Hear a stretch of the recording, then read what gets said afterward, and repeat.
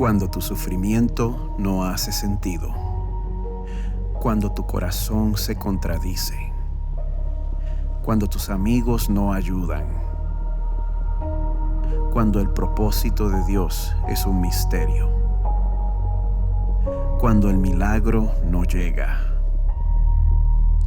Cuando adoras con un corazón frío. Cuando no ves razón para seguir adelante.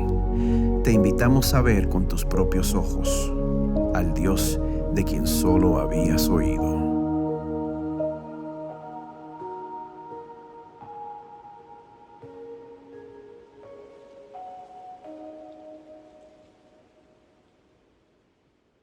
Que el Señor les bendiga a todos en esta mañana.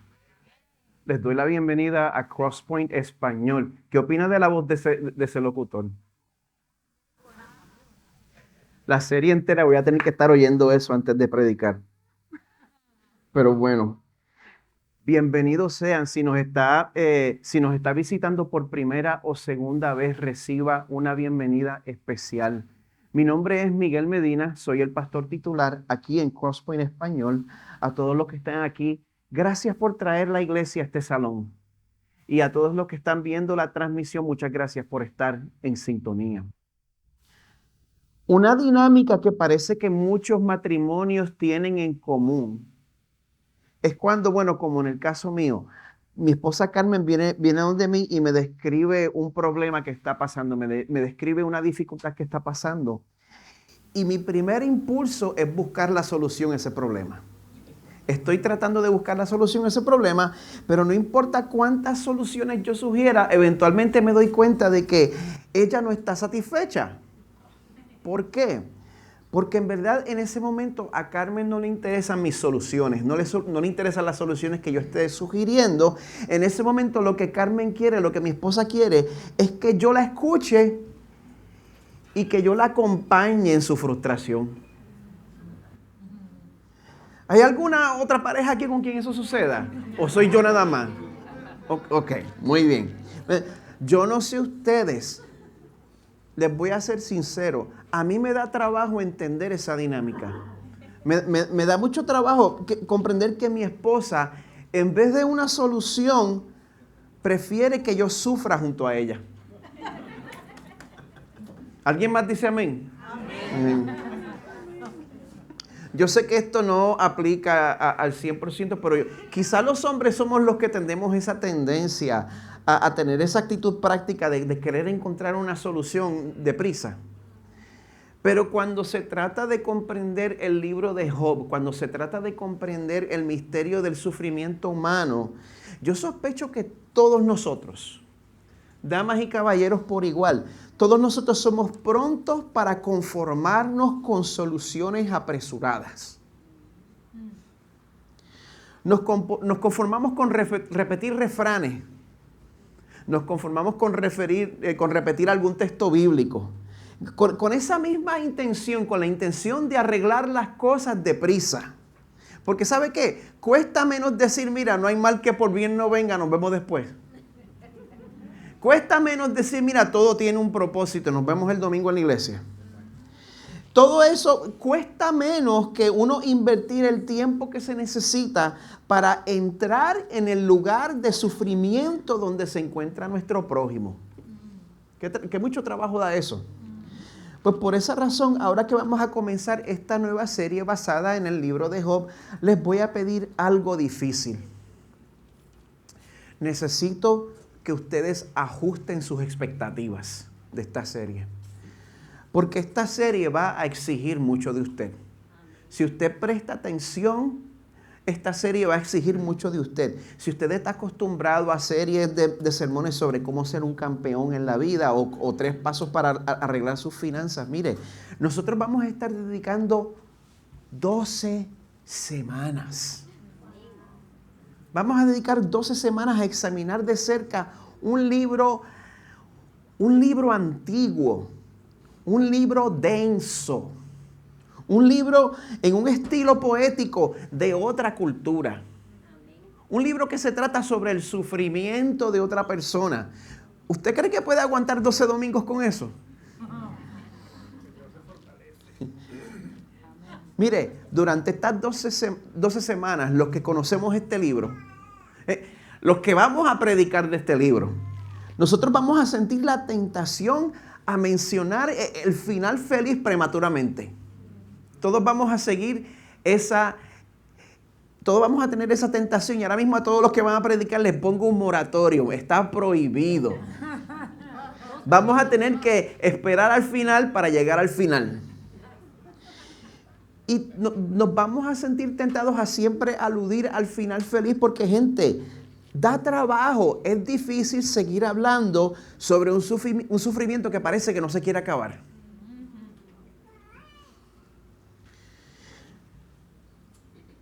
A pesar de que, bueno, muchos de ustedes conocen el libro de Job. Ustedes saben que al final Job sí es reivindicado. A pesar de eso, cuando Dios nos dio este libro, no nos dio un libro de 3 capítulos. Nos dio un libro de 42 capítulos. Esa reivindicación no llega hasta el capítulo 42. ¿Usted cree que la Biblia es la palabra de Dios? Amén. Si usted como yo cree que la Biblia es la palabra de Dios y que la Biblia es infalible e inerrante, entonces este libro, por largo que sea, no le sobra ni una palabra. No le sobra ni una letra, ni un punto. Así que quiero exhortarles a que nos comprometamos a andar ese camino juntos hasta el final sin tomar atajos. ¿Se van conmigo en eso? Este libro cae bajo la categoría de los libros de sabiduría y es precisamente eso lo que nos quiere impartir. Nos quiere impartir sabiduría para que nosotros podamos enfrentar el sufrimiento de nuestros hermanos, para que nosotros podamos enfrentar el sufrimiento de nuestros familiares, de nuestros seres queridos y para que nosotros podamos enfrentar el sufrimiento que nos toque pasar a nosotros. Así que se abrochan los cinturones. Hoy vamos a estar aprendiendo sobre la tragedia de Job. Vamos a buscar en nuestras Biblias en Job 1. Vamos a cubrir Job 1 y 2 en esta mañana. La semana pasada predicamos del libro de los Salmos. Les dije que si abrían la Biblia más o menos en la mitad, iban a caer en Salmos. Si caen en Proverbios, tienen que echar 2 libros para atrás. Proverbios, Salmos, Job. Una vez lleguen al libro de Job, pues vamos a cubrir los primeros 2 capítulos. ¿Les puedo dar un trasfondo histórico del libro? Amén. Bueno, en la Biblia, Job es uno de los libros más difíciles a la hora de establecer el contexto histórico. Es bien difícil porque muchas veces al principio de un libro de la Biblia se mencionan eventos, se mencionan reyes, se mencionan gobernantes y todo eso ayuda a que nosotros podamos poner una fecha aproximada al libro. Pero el autor de Job, ¿quién es? Es anónimo. El autor de Job, que es anónimo, no comparte ningún detalle. Ninguno de esos detalles en cuanto al tiempo. Es como si quisiera que nosotros nada más prestáramos atención a los eventos. Así que no nos queda más remedio, bueno, que estar pendientes a las pistas que nos regala el texto para tratar de determinar. En Job 1:1 nos dice que Job no vivía en Israel, sino que él vivía, dice en la tierra de Uz. ¿Dónde es la tierra de Uz? Gracias por preguntar. Es una tierra cuya localización no se sabe con certeza. Se sabe que es al este de lo que hoy en día es Israel. Unos dicen que Uz estaba en Edom, que es al sureste de Israel. Otros dicen que Uz estaba en Aram, de donde vienen los arameos, que hoy día es parte de Siria. Capítulo 1, verso 3 dice que Job es el más grande de todos los hijos del oriente, del este. Así que bueno, él provenía de algún punto al este de lo que hoy se conoce como Israel. Y bueno, hay indicios de que Job vivió en las primeras etapas de la historia del Antiguo Testamento. ¿Oyeron eso? Estamos hablando de los tiempos del libro de Génesis. Parece ser que Job vivió en esos tiempos bien al principio del Antiguo Testamento. Por ejemplo, Job y sus amigos se refieren frecuentemente a Dios con un nombre más arcaico, el Shaddai, que significa Dios Todopoderoso. Ellos conocen algunas verdades acerca de Dios, pero nunca hablan sobre los pactos entre Dios e Israel. Nunca hablan sobre la ley de Moisés. Y también vemos que Job ofrece sacrificios él mismo, sin sacerdote, como lo hacía Abraham. Eso fue algo que una vez llegó la ley de Moisés quedó prohibido. Así que todo esto nos da la impresión de que la historia sucede alrededor de la época de los primeros capítulos de Génesis, aunque en verdad es una especulación. No podemos estar seguros. Así que, sabiendo el tostón en el cual me he metido, ustedes oran conmigo y le piden a El Shaddai que me ayude. Amén. Vamos a orar. Dios Todopoderoso, Padre Creador de todas las cosas, gracias por darme el regalo de la fe. Gracias por llamarme a tu servicio, Señor. Señor, yo veo este libro y lo que me siento es incompetente e inadecuado. Me intimida, Señor, predicar tu palabra y especialmente este libro. Yo no voy a poder hacerlo si tú no me ayudas.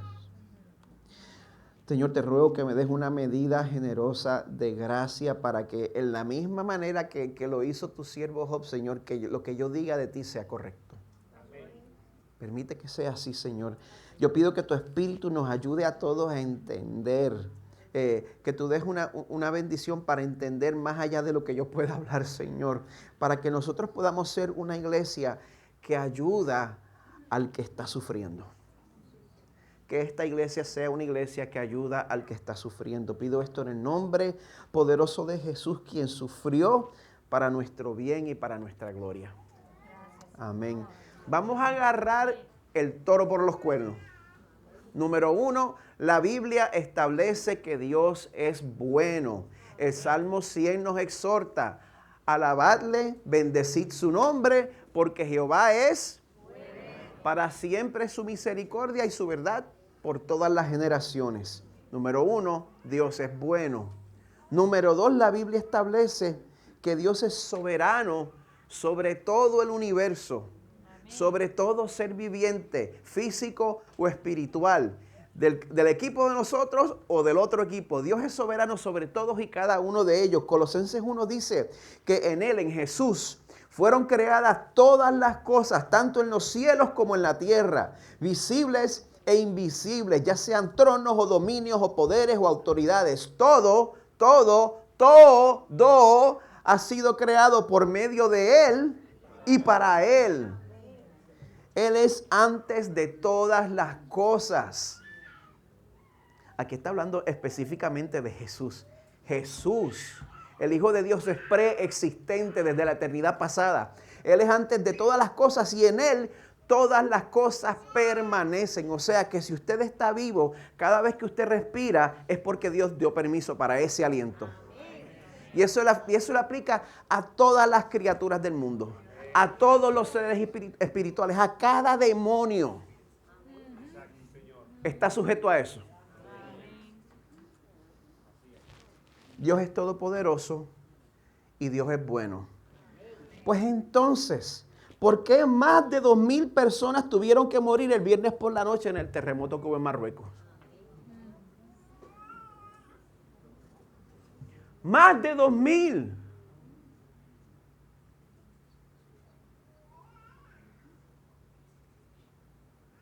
¿Cuántas familias están teniendo que llorar una muerte en esta mañana? Ese por qué, si no ha llegado a su vida, es cuestión de tiempo. El sufrimiento es inevitable. Y por esa razón, la raza humana ha tratado de encontrar la razón del sufrimiento. La raza humana ha tratado de hacer sentido del sufrimiento a través de su historia. Pues mire, yo voy a ser un poco simplista aquí. Pero en búsqueda de que el sufrimiento haga sentido, nosotros hemos llegado a dos líneas generales de pensamiento. Y aquí son grupos bien generales. En el primer grupo tenemos a los religiosos y ahí voy a poner también a los supersticiosos. O sea, que están los que creen en el Dios verdadero y también todos los demás que tengan alguna creencia. Alguna creencia religiosa o supersticiosa. Si te vas por la línea del religioso o supersticioso, esos tienden a creer que el mundo opera bajo el concepto de justicia retributiva. Apréndase eso. El concepto de justicia retributiva. ¿Qué quiere decir eso, pastor? Gracias por preguntar. El concepto de justicia retributiva es que cuando uno cree que ya sea a través del Dios verdadero o a través de dioses falsos o a través del falso concepto del karma, cuando uno cree que a nosotros nos va a ir en esta vida de acuerdo a lo que nos merecemos. Si te portas bien, te va a ir bien. Si te portas mal, te va a ir mal. Y mire, yo no me burlo de eso porque el libro de Proverbios sí nos enseña que al sabio le va a ir mejor que al necio. Hay que saber eso. Pero si nosotros no tomamos en cuenta la realidad de que vivimos en un mundo caído, afectado por el pecado, entonces nosotros vamos a terminar creyendo los errores de la teología de la prosperidad, donde nuestro servicio al Señor, nuestra devoción al Señor, nuestra obediencia al Señor es una ficha. Es una ficha que nosotros estamos usando para exigirle a Dios que nos dé algo. Señor, yo te sirvo. Señor, yo te he obedecido. Tú me debes A, B, C, D. O prosperidad financiera.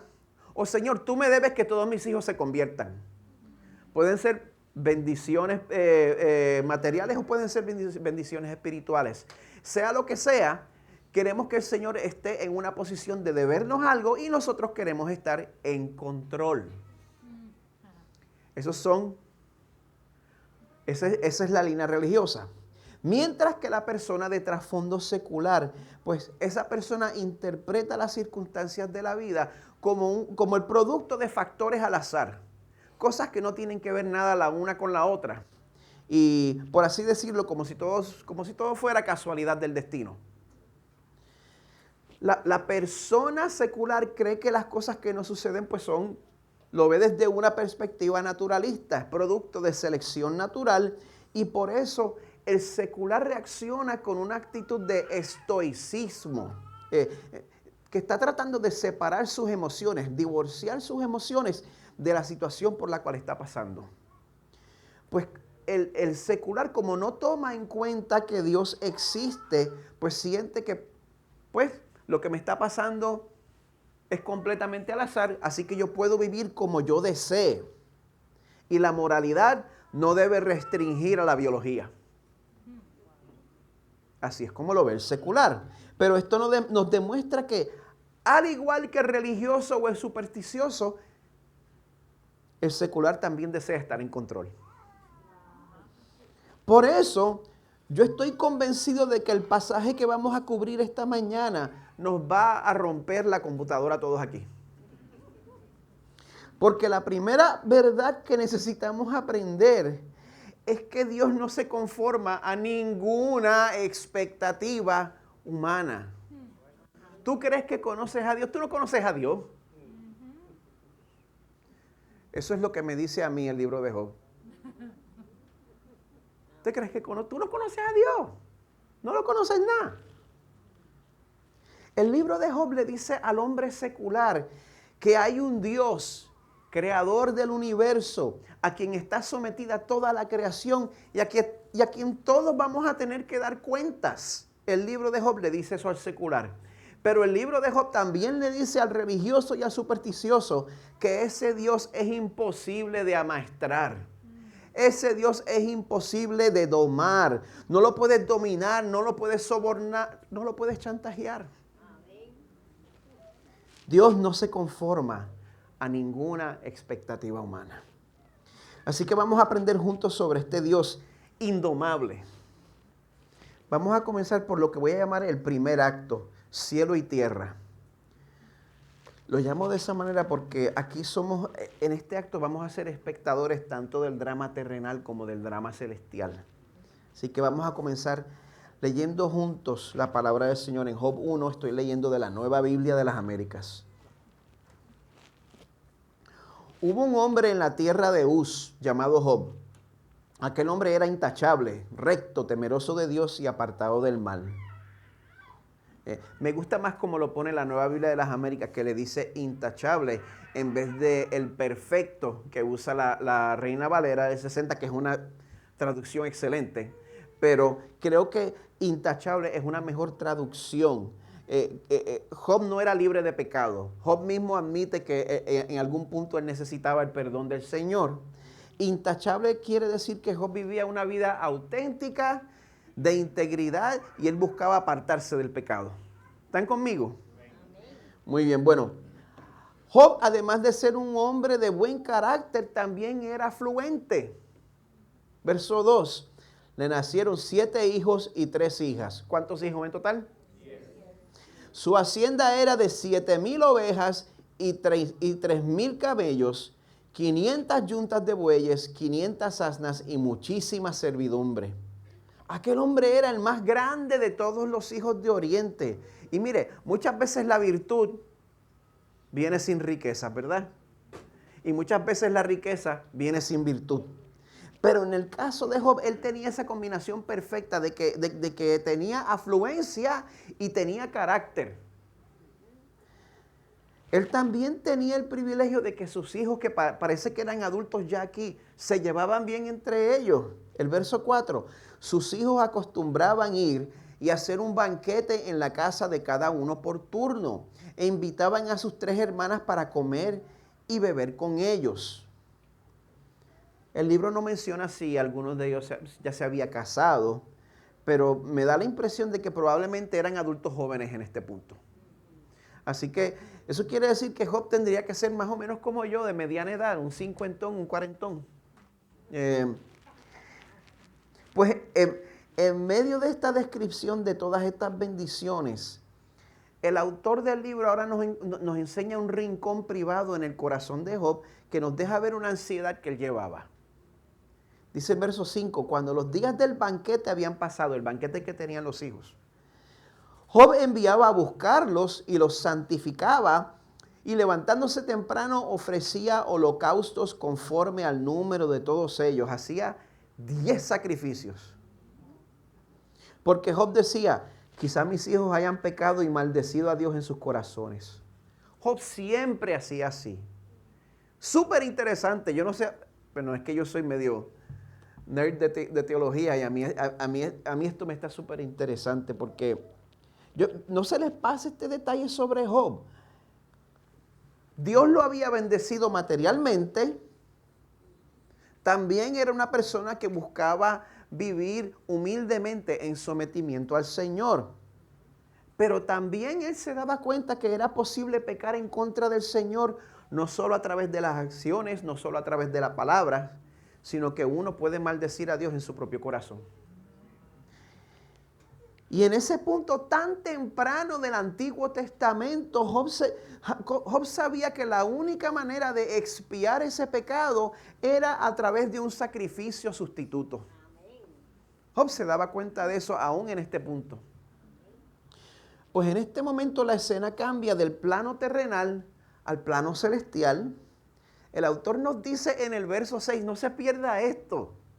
Un día, cuando los hijos de Dios vinieron a presentarse delante del Señor, Satanás vino también entre ellos. Se les llama a los hijos de Dios porque son seres angelicales que fueron creados por Él. Y incluye a ese tipo también. La nueva traducción viviente los llama la corte celestial. Y Satanás era parte de esa corte. Y Satanás, como cualquier otro ser, la única razón por la cual él existe es porque el Dios creador se lo permite. Bueno, Otra observación que quiero que no pierdan de vista es que el nombre en el original hebreo es el Satán. Hasatán. El Satán no es un nombre propio, el Satán es un título. El Satán es una descripción de lo que Satanás hace. Eso significa el adversario, el acusador. Pues aquí vemos cómo él se esfuerza por cumplir su trabajo. Verso 7. El Señor preguntó a Satanás, ¿de dónde vienes? Entonces Satanás respondió al Señor, de recorrer la tierra y de andar por ella. Es como cuando uno le pregunta al adolescente qué estabas haciendo y te dice, pues nada. Como una respuesta medio evasiva. Pero Dios sabe que el Satán estaba buscando a alguien a quien acusar. Estaba rondando la tierra buscando razones para traer acusaciones delante del jefe.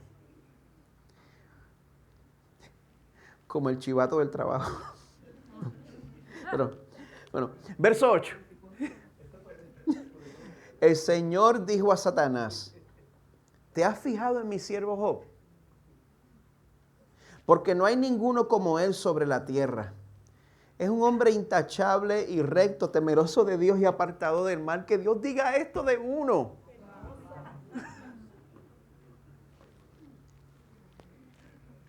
Satanás, que si me he fijado en él. Sí me he fijado en él. Verso 9 al 10. Satanás respondió al Señor, ¿acaso teme Job a Dios de balde? ¿Tú crees que él te sirve por nada? ¿No has hecho tú una valla alrededor de él, de su casa y de todo lo que tiene por todos lados? Has bendecido el trabajo de sus manos y sus posesiones han aumentado en la tierra. En la abundancia en la cual nosotros vivimos, eso es una pregunta que todos nos debemos hacer. ¿Sirvo yo al Señor por las cosas que Él me ha dado o sirvo al Señor porque Él es mi más preciado tesoro? ¿Por qué sirvo yo al Señor? ¿Existe algo en mi vida que si lo pierdo, yo perdería mi razón de vivir? ¿Hay algo en mi vida que si lo pierdo, pierdo las ganas de servir al Señor? Hágase esa pregunta. Porque todos hacemos con eso. No es si usted lo tiene o no, es si lo ha identificado para que se lo traiga al Señor y lo confiese delante de Él. Pues en ese momento, pues el Satán cumple su trabajo de acusar a Job delante del Señor y le dice, mira, Job en verdad es un hipócrita. Lo que a él le interesa en verdad es mantener su estatus. Y tú, Dios, eres el medio para su estatus. Y por eso es que Él te adora y te sirve. Bueno, verso 11. Pero extiende ahora tu mano y toca todo lo que tiene y verás si no te maldice en tu misma cara. Pues en ese momento alguien como yo, alguien que le gusta la teología, yo asumiría que Dios es en su omnisciencia, como lo sabe todo, Él diría, mira Satanás, yo conozco el corazón de Job, Él no me tiene que demostrar nada fuera de aquí. Pero Dios no hace eso. El verso 12 nos muestra que nuestro Dios impredecible le dice a Satanás, todo lo que Él tiene está en tu poder, pero no extiendas tu mano sobre Él. Y Satanás salió de la presencia del Señor. ¿Qué es eso? ¿Qué es eso? ¿Me estás diciendo a mí que la vida de Job es como un juego en la corte celestial? Así nada más. Hay que pausar para considerar tres cosas importantes. Número 1, la idea de hacer daño a Job es de Satanás. Número 2, Satanás solo puede hacer el daño que Dios le permite hacer. Ni un milímetro más. Es como Dios establece hasta dónde va a llegar el mar. Dios establece hasta dónde Satanás puede hacerle daño a alguien. Y número 3, Vamos a ver que Dios solo le da suficiente libertad a Satanás para que él a la larga termine frustrando sus propios propósitos. ¿Oyeron eso? Dios solo le da suficiente cabulla a Satanás para que él termine frustrando sus propios planes. Ahora, dicho esto, este libro no nos trata de dorar la píldora. No nos explica cómo, no nos explica por qué, pero lo que vemos hasta ahora, lo que afirma hasta ahora, es que Dios y el enemigo no son dos fuerzas iguales que están peleando para ver quién gana. La Biblia no es dualista en cuanto a eso. De Jehová es la tierra y su plenitud, el mundo y los que en él habitan. Hay uno que manda y ya. El Satán no es más que un agente de Dios, creado por él. Aunque su intención es acusar y destruir a Dios y destruir a su pueblo. Eso es lo que él quiere. Mire, a través del mal que él se inventa y que no viene de Dios, termina cumpliendo la voluntad de Dios. ¿Cómo es posible? Yo estaría haciendo más dinero si pudiera explicarle eso. Y todo lo que decimos en cuanto a la voluntad de Dios, pues es fácil decirlo. Cuando uno no es el que tiene que pasar por el ataque. Cuando uno no es el que tiene que sufrir. Vamos a ver ese ataque en detalle en el segundo acto, calamidad y fe. Vamos a leer comenzando en el verso 13. Aconteció que un día en que los hijos y las hijas de Job estaban comiendo y bebiendo en la casa del hermano mayor, vino un mensajero a Job y le dijo: los bueyes estaban arando y las asnas paciendo junto a ellos. Y los sabeos vienen del sur de la península arábiga. Los sabeos atacaron y se los llevaron. También mataron a los criados a filo de espada. Solo yo escapé para contárselo a usted. Mientras estaba hablando, vino otro y dijo: fuego de Dios. Me pregunto si sería un relámpago, un rayo. Cayó del cielo y quemó las ovejas y a los criados y los consumió. Solo yo escapé para contárselo a usted. Mientras estaba hablando, vino otro y dijo: los caldeos, esos vienen de Mesopotamia. Los caldeos formaron 3 cuadrillas y se lanzaron sobre los camellos y se los llevaron. Y mataron a los criados a filo de espada. Solo yo escapé para contárselo a usted. En un instante, el estatus de Job se desploma. Él pasa de ser afluente, no a clase media, no a clase media baja. Él pasa de ser afluente a ser completamente destituido. No tiene nada. Yo me lo imagino pensando: mira, lo perdí todo. Casi todo el personal se me murió.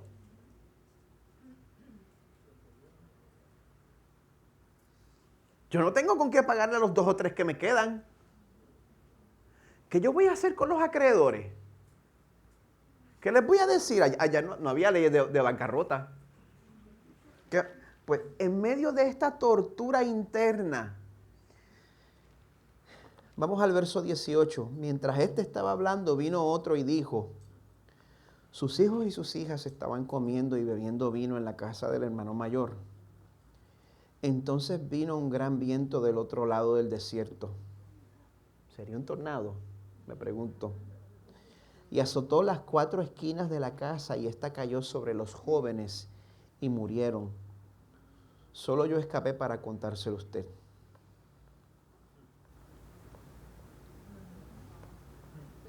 Espérate, ¿qué tú me estás diciendo? ¿La casa de quién?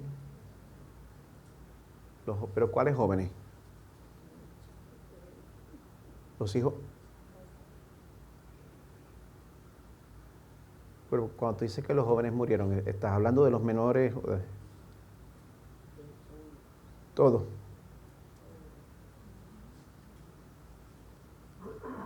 Los 7 varones. Las 3 nenas. Se murieron.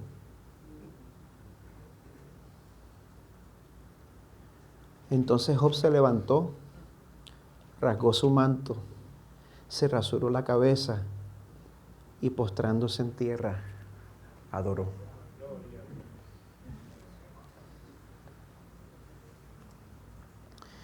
Y dijo, desnudo salí del vientre de mi madre y desnudo volveré allá. ¿Cómo llegamos a este mundo? O sea, eso quiere decir que sin ninguna posesión y completamente indefensos. Job está en luto porque acaba de perderlo absolutamente todo. Sin embargo, a pesar de que estaba pasando un dolor y estaba en un estado de vulnerabilidad con el cual ninguno de nosotros aquí se puede identificar, a pesar de eso, a pesar de que esta tragedia fue idea del acusador y que el acusador, el Satán, fue el agente inmediato de esta tragedia, en medio de su luto Job proclama, el Señor dio y el Señor quitó. Bendito sea el nombre del Señor. Que tú me estás diciendo a mí que lo que le pasó a Job, eso era imposible, aparte de que Dios permita cada detalle.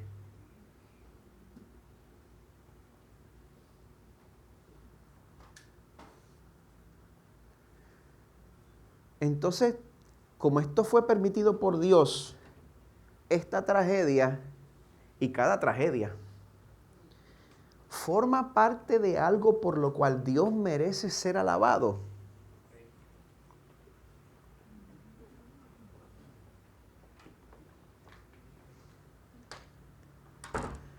¿Qué le estaba pasando a Job? Se le estaba yendo la olla. Estaba perdiendo contacto con la realidad por el dolor que estaba sintiendo. No. El verso 22 nos dice que en todo esto, todo lo que Job dijo, no pecó ni culpó a Dios. O sea que todo lo que dijo Job sobre el Señor era correcto. El Señor dio, el Señor quitó, sea su nombre bendito.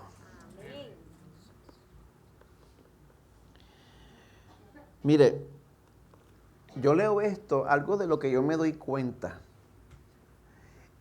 Y hay tantas personas aquí que han sufrido más de lo que yo voy a conocer en esta vida. Así que digo esto con todo el respeto del mundo.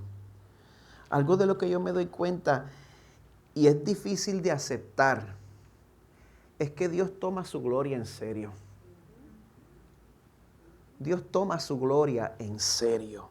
Y está dispuesto a afirmar esa gloria en maneras que nosotros no vamos a poder entender. Nosotros queremos imponerle límites a Dios en cuanto a lo que Él puede permitir en nuestras vidas. Pero la manera en que el Shaddai demuestra su gloria, eso está fuera de nuestro control. El Shaddai va a demostrar su gloria en mi vida, en su vida, de una manera que usted no se espera y de una manera que usted no puede controlar. Y no hay vueltas a la iglesia que usted pueda dar de rodillas, vestido de saco, que le despinte eso.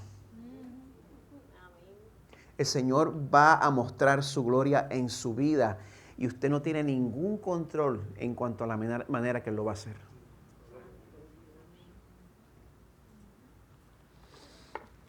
En su comentario del libro de Job, el autor Eric Ortland escribe lo siguiente. Él dice, vemos la importancia que tiene para Dios su propia gloria y la pureza de nuestra relación con Él. Él quiere que nuestra relación con Él sea pura y que tenga la motivación correcta. También vemos a un gran santo, Job, sufrir mucho mientras adora a Dios de la manera más costosa y hermosa posible. Usted le predica el evangelio al mundo cuando usted adora a Dios de la manera más costosa posible. Entonces el mundo ve que Dios es verdaderamente su tesoro más preciado. Cuando la adoración que usted le da a Él viene en medio del sufrimiento que usted no se puede explicar.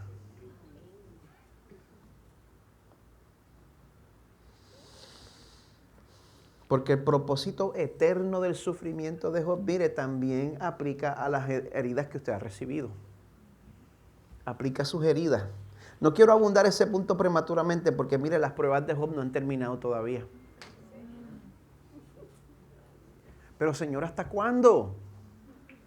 No, nos falta el tercer acto, piel por piel. Todo esto toma lugar en el capítulo 2. Vamos al capítulo 2 de Job, comienza con el verso 1.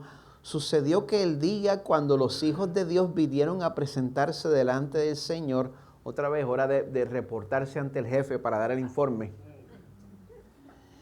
Vino también Satanás entre ellos para presentarse delante del Señor. Mire, esto nos puede parecer raro, pero en último análisis, por más que el Satán quiera sabotear ese arreglo, aunque el Satán es más poderoso que nosotros, es una potestad superior. Sepa eso. El Satán es más poderoso que nosotros, pero al lado de Dios, el enemigo de nuestras almas no es más que un trabajador en la corte celestial. Vamos a reconocer, vamos a ponerlo donde pertenece, ni más bajo ni más alto. Verso 2.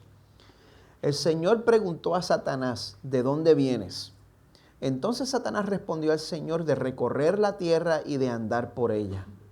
Y el Señor dijo a Satanás, ¿te has fijado en mi siervo Job? Porque no hay otro como él sobre la tierra. Es un hombre intachable, recto, temeroso de Dios y apartado del mal. Él todavía conserva su integridad a pesar de que tú me incitaste contra él para que lo arruinara sin causa. ¿Ya viste? Job en verdad sí me adora a mí encima de sus posesiones. Él verdaderamente me ama a mí. Verso 4. Satanás respondió al Señor piel por piel. Sí, todo lo que el hombre tiene dará por su vida. Sin embargo, extiende ahora tu mano y toca su hueso y su carne. Verás si no te maldice en tu misma cara.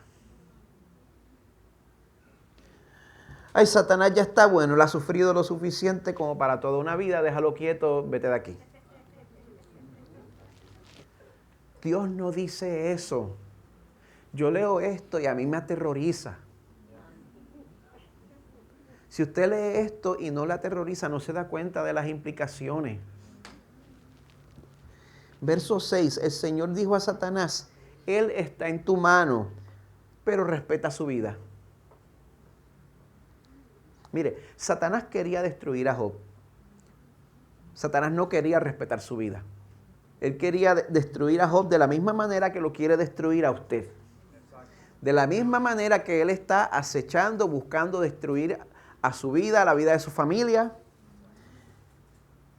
Pero Dios no le dio permiso de que le quitara la vida a Job. Me imagino a Satanás saliendo de la presencia del Señor frustrado porque no le dieron permiso para que hiciera todo el daño que quería hacer. Pues por esa razón él le echa ganas al segundo ataque. Verso 7. Entonces Satanás salió de la presencia del Señor e hirió a Job con llagas malignas, desde la planta del pie hasta la coronilla. Y tomó Job un pedazo de teja para rascarse mientras estaba sentado entre las cenizas. A los 12 años de edad a mí me dieron unas varicelas envenenadas. Eso fue hace como que 15 años, ¿verdad? Más o menos. Eso fue en el 1981. Valeria, hazme el favor. No me interesa. No me interesa saber cuántos años faltaban para que tú nacieras. ¿Ok? Yo sé que fue en el 1981 porque yo recuerdo que estaba arropado y estaba viendo la boda de la princesa Diana. Mientras estaba yo con varicelas desde la punta del pie hasta la punta de la cabeza, tenía erupciones dentro de la nariz, tenía erupciones en la lengua, picaban, me rasqué y todavía tengo cicatrices de las varicelas que me dieron a los 12 años. hace como 15 años. Imagine cómo sería eso con llagas malignas. No estamos hablando de erupciones de varicela, estamos hablando de llagas malignas. Y cuando dice que él estaba sentado entre las cenizas, eso significa que Job ya en este momento está pasando la aflicción en público, en la intemperie. Nota editorial es intemperie, con M. Job está afuera. Está en el crematorio, fuera de la puerta de la ciudad donde quemaban la basura. Es por eso que él estaba en la ceniza. Porque en ningún otro sitio iba a poder estar él. Ahí estaba este hombre de Dios destituido. Estaba llorando la muerte de sus hijos. Imagínense, pensando en cada uno de ellos uno por uno. Y pasando una enfermedad asqueante de la piel. Imagine la ignominia. La pérdida de sus posesiones era un ataque que era horrible, pero todavía era en contra de lo que él tenía. Pero las llagas en su piel ya era un ataque personal. Ya eso se sentía como que, bueno, sí, personal. Pero ¿sabe qué? Todavía falta una prueba más. Verso 9. Entonces su mujer le dijo, ¿aún conservas tu integridad? Maldice a Dios y muérete. Mira, yo no me atrevo a juzgar a la mujer de Job. Nos podemos sentir moralmente superiores a ella. Yo no me atrevo a juzgarla. Ella acababa de perder los 10 hijos que había parido. Si Job estaba destrozado, imagínese la que dio a luz a cada uno de ellos.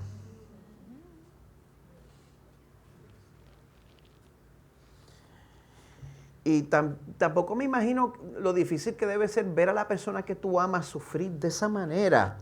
Pues, bueno, una vez dicho esto, ella le trae a Job la tentación más fuerte, en mi opinión. O sea, escoge. Tú puedes seguir vivo con ese dolor físico, con ese sufrimiento psicológico, o tú puedes salir de esto en tus propios términos. Maldice al Dios que permitió todo esto y experimente el alivio de la muerte. Dígame usted si eso no es una tentación.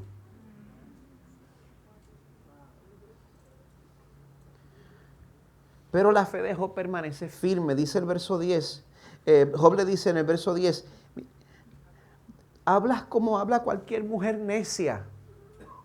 Él todavía ama a su esposa, él no la insulta a ella personalmente, eres una necia por decir eso. Él le dice, estás hablando como las necias, estás hablando de una manera que no es digna de ti. Eso es diferente. Entonces dice algo que muchos cristianos de hoy en día no aceptan. Agárrense. Aceptaremos el bien de Dios, pero no aceptaremos el mal.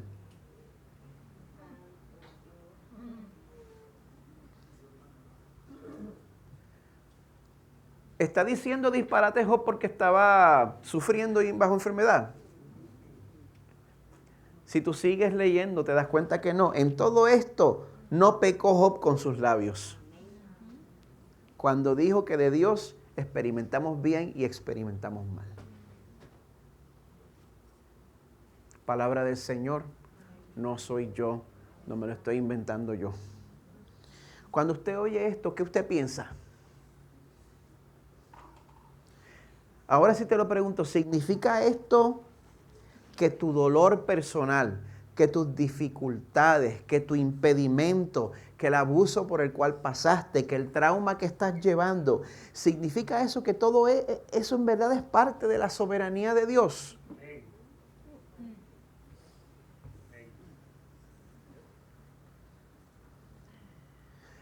El mismo Dios de las calamidades de Job es el mismo Dios de Isaías 45:7 que dice, yo soy el que forma la luz y crea las tinieblas, el que causa bienestar y crea calamidades. Yo, el Señor, soy quien hace todo esto. Amada iglesia, Dios no se conforma a ninguna expectativa humana. La escena cierra con la llegada de los 3 amigos de Job, comenzando en el verso 11. Oigan esto.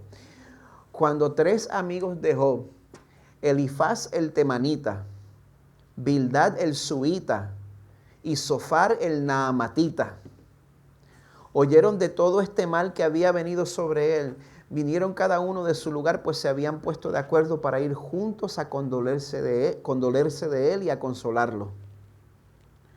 Cuando alzaron los ojos desde lejos, no lo reconocieron, levantaron sus voces y lloraron. O sea, Job estaba irreconocible en ese momento.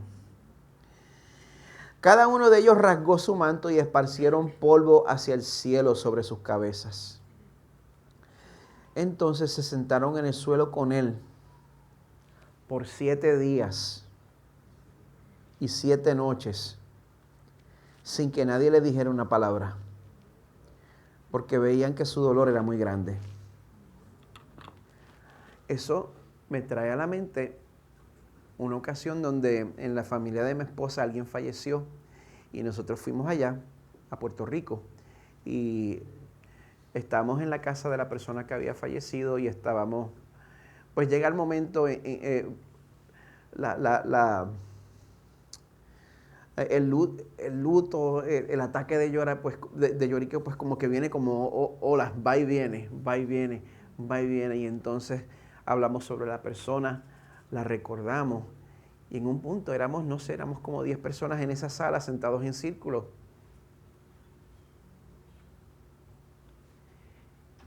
Y no nos quedó más que estar callados por un rato.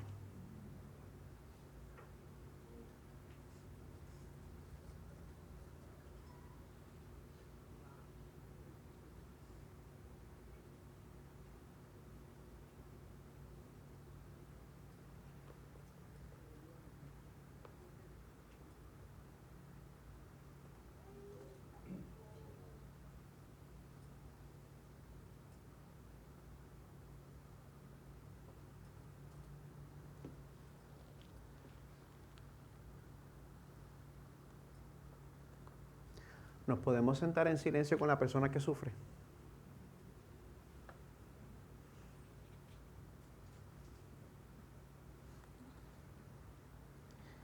Porque como vamos a ver, sentarse en silencio y compartir el dolor de Job fue lo único que sus amigos hicieron bien. Tan pronto abrieron la boca,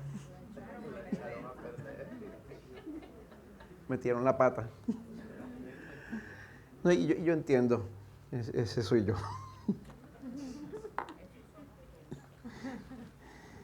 Pero al final de ese episodio tan desgarrador, en medio de su dolor, tenemos a Job, un hijo de Dios obediente, un hijo de Dios que ama al Señor y se aparta del mal.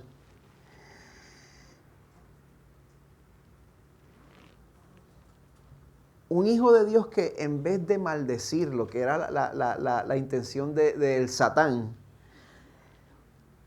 Job afirmó que este Dios era soberano sobre su dolor y todavía era digno de que lo alabara.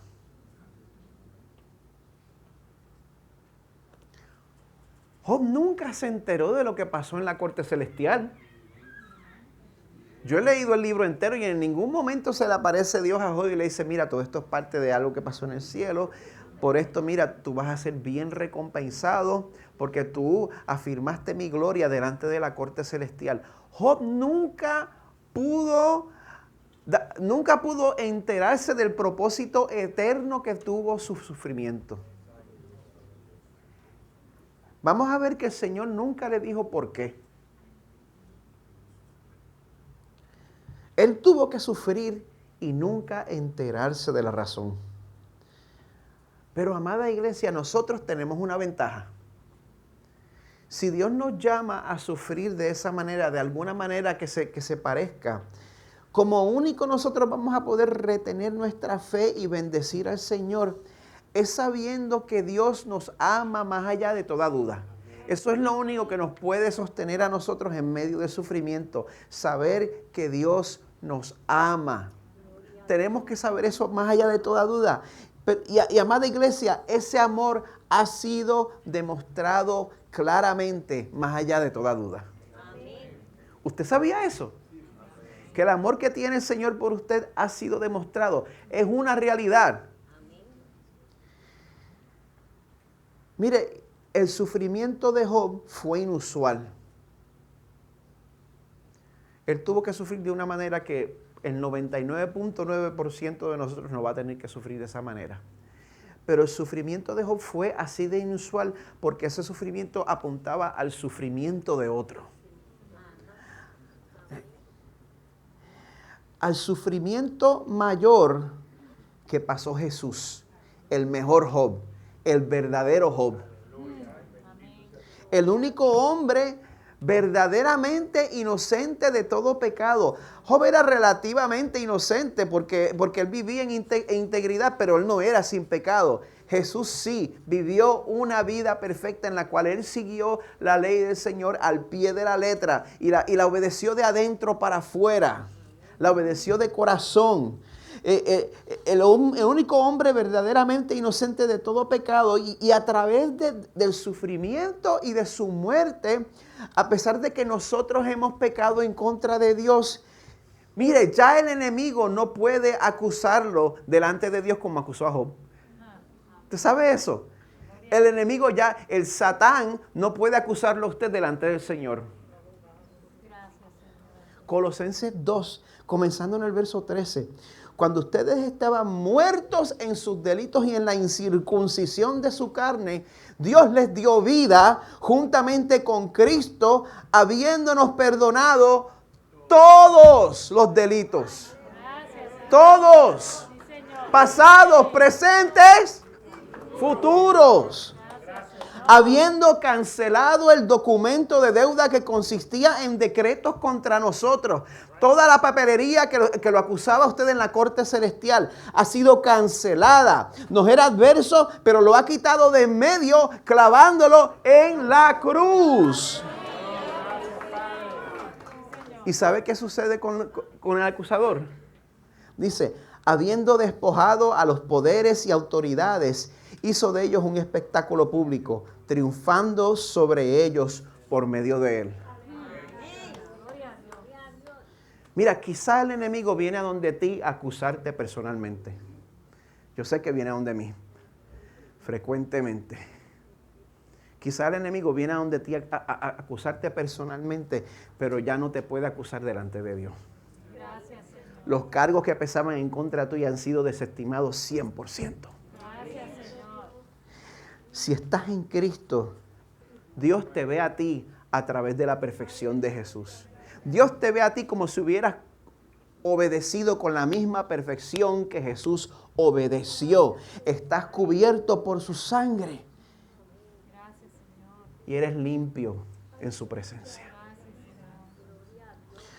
Por esa razón, si tú estás con nosotros en esta mañana y todavía no has reconocido ese sacrificio como tu única esperanza de salvación, yo te exhorto a que no te tardes y a que recibas a Jesús hoy mismo. El momento es ahora. No esperes por más nada. Esta es la señal. Recibe al Señor hoy. Si estás entre nosotros y ya has recibido a Jesús como tu sustituto y como tu Salvador, quiero invitarte a que celebremos esta realidad. Vamos a celebrarla juntos participando en la cena del Señor. Le voy a pedir al equipo de adoración que pase al frente y tome sus lugares.